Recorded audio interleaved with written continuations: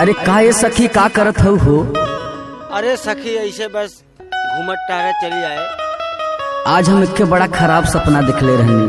का सपना देख ले रहलो? सुना बतावा तनी हमको। जौनपुर टेसनिया और रेलिया खूब धमकई सैया मोरया वैया हो नयनवा दोनों फरकई।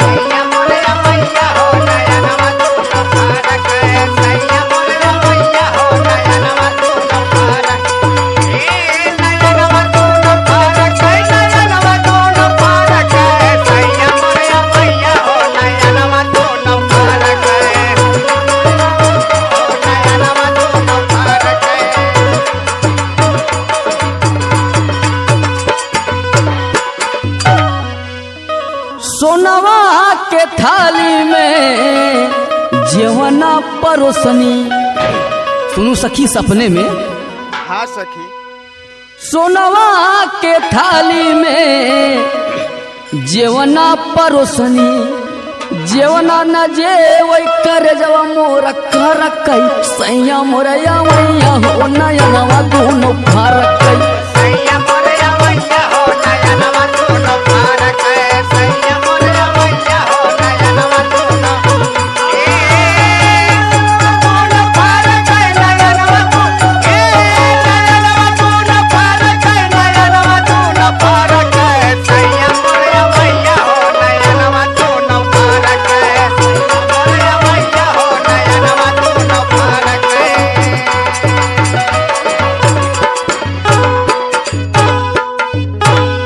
और सुना सखी के आगे का दिखले रहनी। का हो का देखले रहलू बतावा। लोटवा गिलसिया में जलवा भरवनी। अच्छा। लोटवा गिलसिया में जलवा भरवनी पनिया न पिए गिलसिया भर छलकई पनिया न पिए गिलसिया भर छलकई राजा मोरया वैया हो नयनवा दोनों फरकई।